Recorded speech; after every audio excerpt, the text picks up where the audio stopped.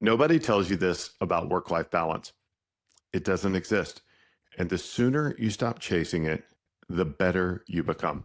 I got a question from one of the leaders in our Vision to Victory program. His name is Michael Hilsey, and his question was really simple. How do you stay fully present at work when things are just crazy and busy and overwhelming at home?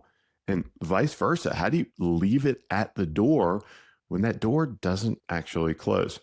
That question stops me in my tracks, and it's because it's something I wrestle with. It's something I was literally talking about with my own coach just the week before. So today I'm going to give you the operating frameworks that I've built out to help navigate this. There's 3 questions and 2 permissions. Let's get into it. This is Leadership Unlocked. Here's what I see every single week working with senior leaders.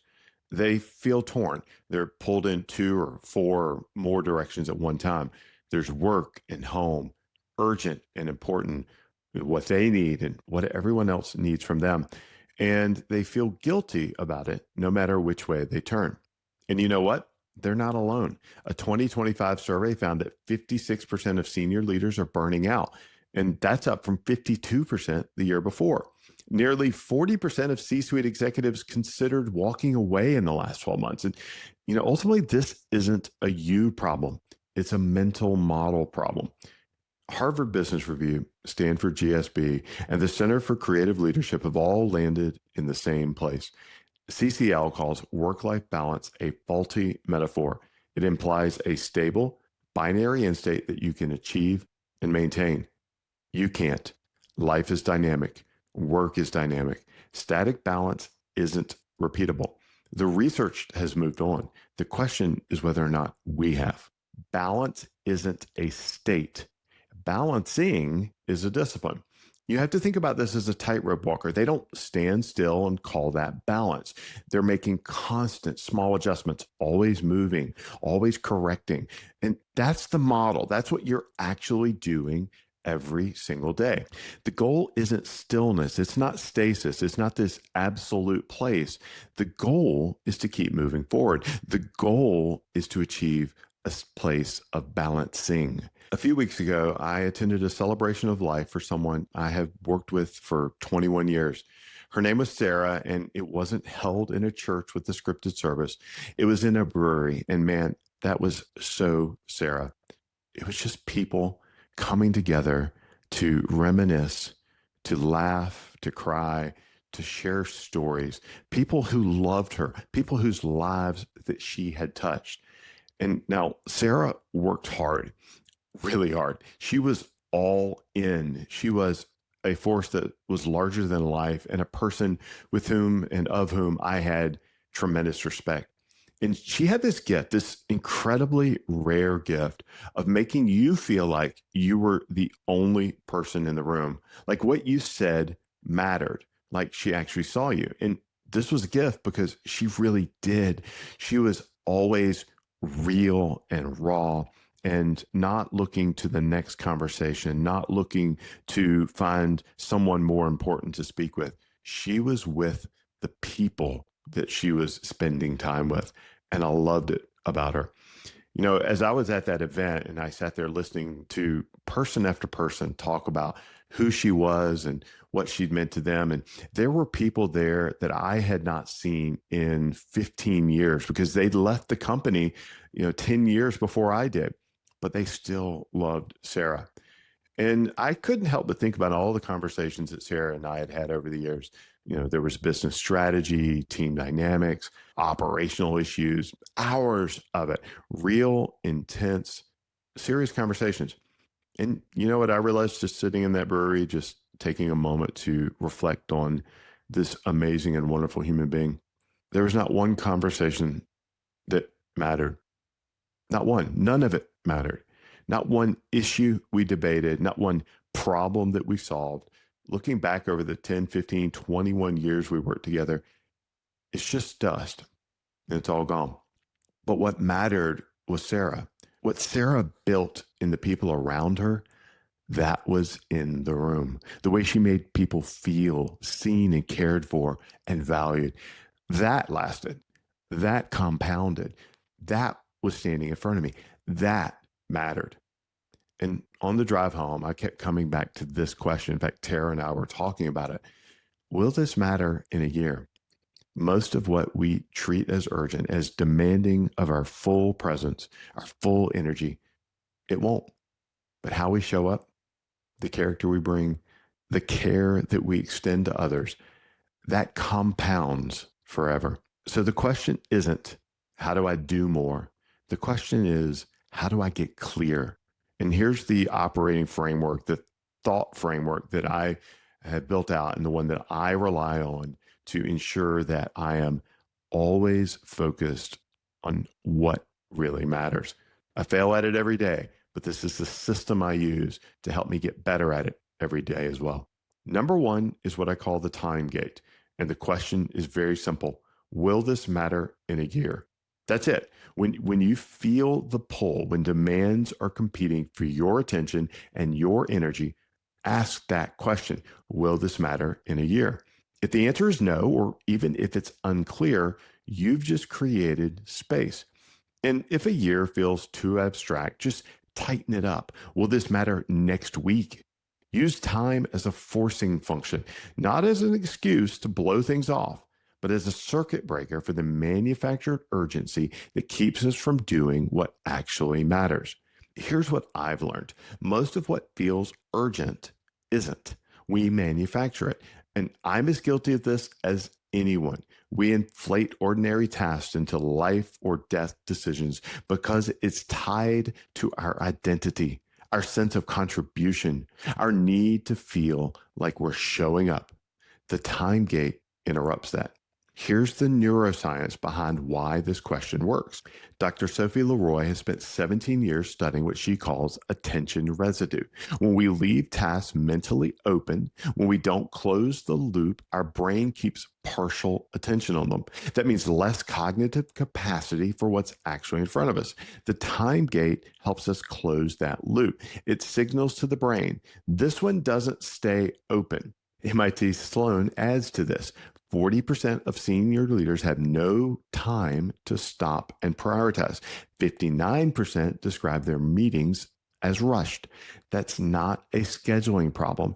It's an urgency manufacturing at scale issue. Second is the importance gate. Once you've cleared the noise, you have to get specific. What is the most important next action right now? What is the most important relationship to lean into? Align your answer to your values and your goals, not to whoever is being loudest in the room. And here is why this matters. We, as human beings, and especially as leaders, we are wired to fall in love with the idea, the process, the plan. We put weight behind things that don't actually move needles. The importance gate forces you to name what does. And sometimes that's enough.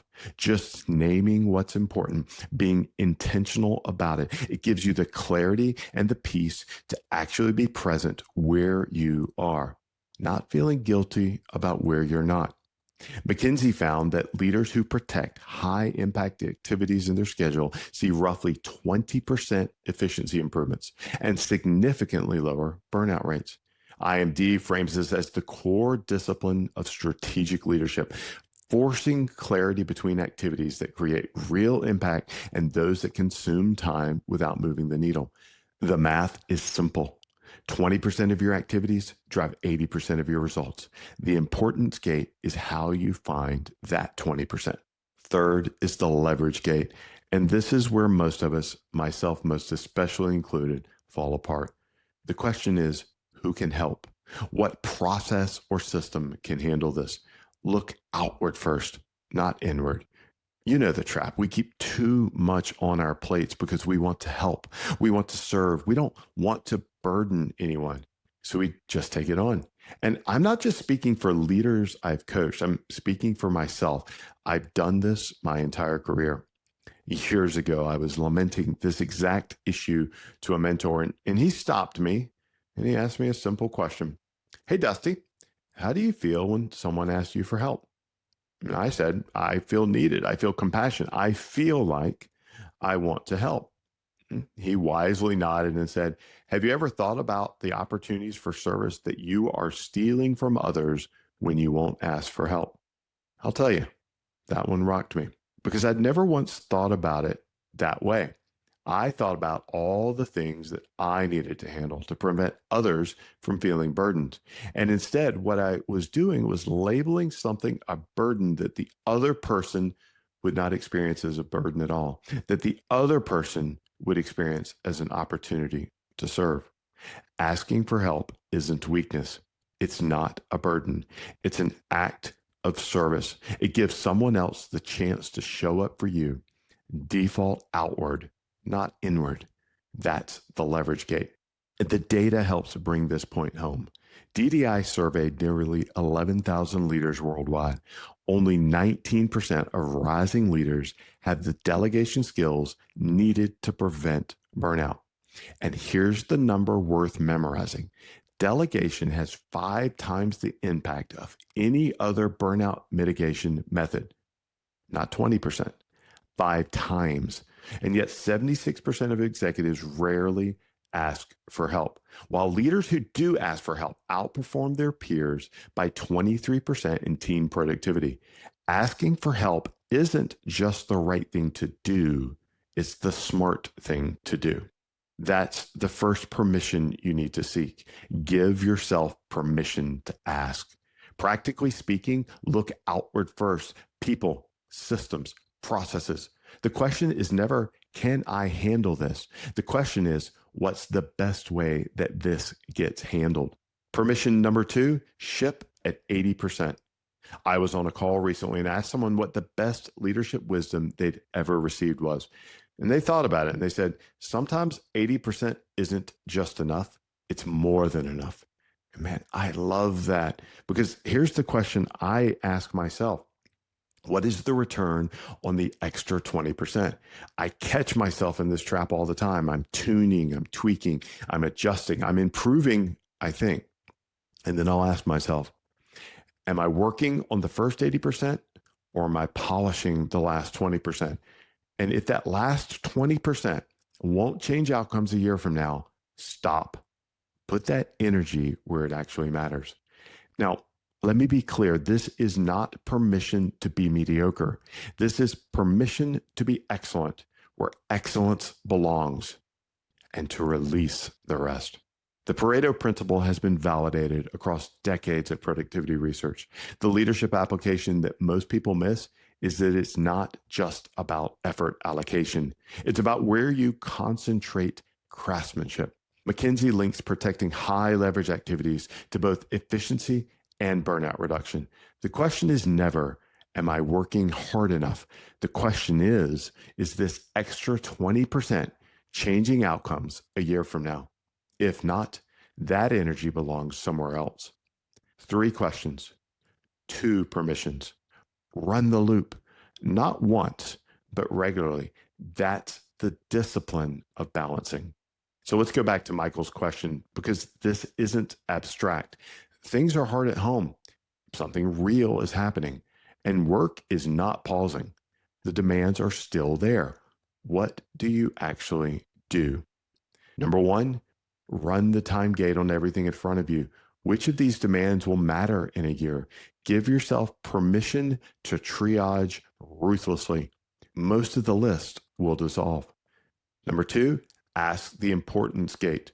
1 most important thing at work, 1 at home. Just 1 each. Do those. The rest waits, gets delegated, or disappears. 3, ask for help. At work, who can carry something that you're holding on to? At home, who in your circle wants to show up for you right now but doesn't know how? Let them.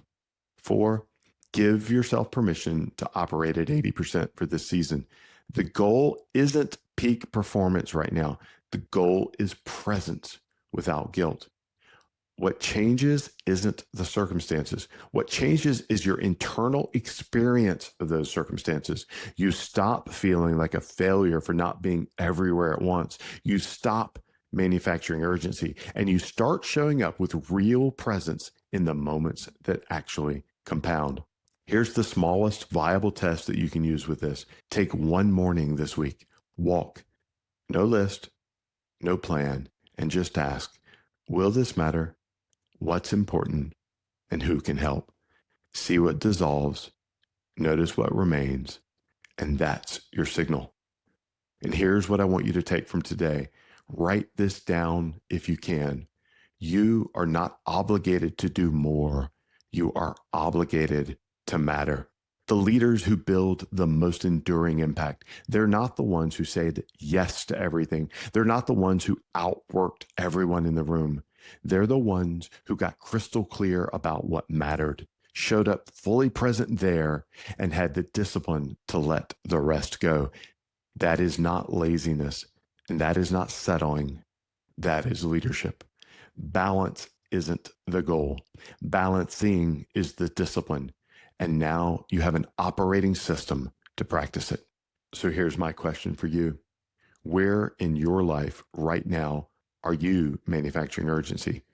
What would dissolve, just plain dissolve, if you stopped and asked, will this matter in a year? Take a walk this week. Ask the question and see what happens. What we've walked through is the 3-2 balancing loop. Will this matter? What's important? Who can help? And then you have to give yourself permission. Ask for help and ship at 80%.